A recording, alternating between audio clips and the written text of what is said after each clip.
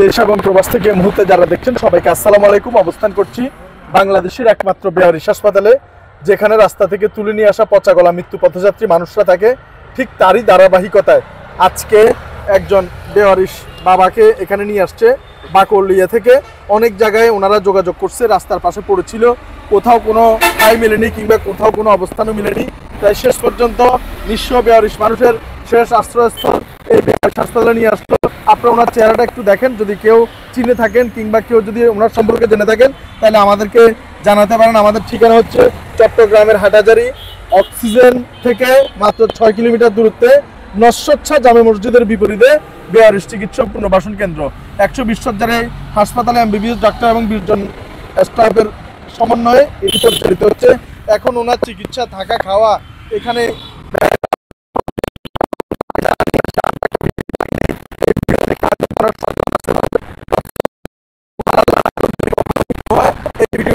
দিয়ে গেল, কোথা থেকে আসছে, কি অবস্থা ছিল, থানা রিকোয়ারমেন্ট অনুযায়ী এটা আমাদের প্রয়োজন হয়। তো আজকে নজরুল ভাই কিভাবে পাইছেন, কোথায় পাইছেন ভাই? আসসালামু আলাইকুম। লিভিং বলুন। আসসালামু আলাইকুম, লিভিং ফাউন্ডেশন থেকে শুভেচ্ছা জানাচ্ছি। বিগত 3 দিন আগে রাত 12টা বাজে আমার কাছে একটা ফোন আসে। রাত্তারপোল বর্ক অবস্থান 18 নম্বর ওয়ার্ড এবং ছাত্র দুইটাই মিলে আমরা একটা বিদ্যালয় রাস্তার পাশে পড়ে আছে। তো আমরা তখন তৈরির সাথে কথা বলে উনি সাধারণভাবে যেটা ফর্মালিটি থানা জিডি করে আমরা এখানে নিয়ে আসি। এই ভিডিওটা একটু শেয়ার করবে। আমরা বৃদ্ধ বাবাকে কেউ যদি পরিচয় জেনে থাকেন বেয়ারিশ চিকিৎসা পুনর্বাসন কেন্দ্রে যোগাযোগ করলে আমরা ওনাকে নেওয়ার মতো কি আর কোনো জায়গা আপনারা খুঁজে পাইছেন? কোথাও খুঁজে পাই না। এখন কিছুদিন আগে আমরা এখানে কন্টিনিউ আমরা লিভিং ফাউন্ডেশনে যোগাযোগ করতে এখানে নিয়ে আসি।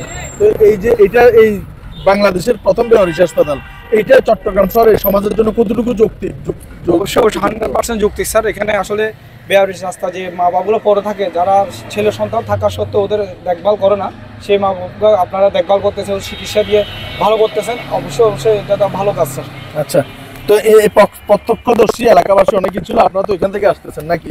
একদম নিঃস্ব রাস্তার পাশে পড়া মানুষ। জি, আমরা ওখান থেকে নেওয়ার মতো তার কোনো জায়গা নাই। না, নিঃসন্দেহে এটা অনেক আসলে একটা ভালো কাজ। আচ্ছা আচ্ছা, অনেক। আর অবশ্যই আসলে এই ধরনের মা বাবাকে দেখলে অবশ্যই খুবই খারাপ লাগতেছে। তো যারা ওনাকে চিনবেন তারা অবশ্যই বেয়ারিশ পুনর্বাসন কেন্দ্রে এসে যোগাযোগ করবেন। জি, ধন্যবাদ। আমাদের লোকজন কই নিয়ে যেতে বলো না ওনাকে। তো এই যার দুনিয়াতে কেউ নাই তার জন্য আল্লাহ আছে। এই আল্লাহর এইটা একটা রহমত, এবং এই রহমতের আমরা কিছু খাদিমদার, এর বাইরে আর কোনো কিছুই না। আমিও একদিন থাকবো না, উনিও থাকবে না, কিন্তু এটা যাতে যুগের পর যুগ চলে, সবাই দোয়া করবেন আল্লাহ পাক আমাদের এই সেবাকে কবুল করুক। আর এটার জন্য আমাদের এক পল্লী বাংলা ফুড থেকে আমরা চেষ্টা করছি, যদি সম্ভব হয় আপনারা পল্লী বাংলা ফুড থেকে কিছু না কিছু কিনবেন। তো ইনশাল্লাহ এখন থেকে ওনার ঠিকানা, চিকিৎসা, থাকা, খাদ্য সবকিছু হবে এই বেয়ারিশ হাসপাতালে। ওনার জন্য সবাই দোয়া করবেন। জীবনের সাথী এই বেয়ারিশ হাসপাতাল আমরা চালিয়ে যাচ্ছি শুধুমাত্র একটা স্লোগানে, যে বাংলাদেশে যতদিন পর্যন্ত একটি বেয়ারিশ হাসপাতাল হবে না ততদিন পর্যন্ত যাতে আমরা এই প্রতিষ্ঠান পরিচালনা করে যেতে পারি। তো ইনশাল্লাহ সবাই আমাদের জন্য দোয়া করবেন এবং এই মানুষটির জন্য দোয়া করবেন। জীবনের শেষ আশ্রয়স্থল এই বেয়ারিশ হাসপাতালটি যাতে ওনার জন্য সবসময় মৃত্যুর শেষ দিন পর্যন্ত কেউ পরিচয় না দিলেও সঙ্গী এবং সাথী হয়ে থাকে। ধন্যবাদ সবাইকে বাংলাদেশের একমাত্র বেয়ারিশ হাসপাতাল থেকে। আসসালামু আলাইকুম ওয়া রাহমাতুল্লাহি ওয়া বারাকাতুহু।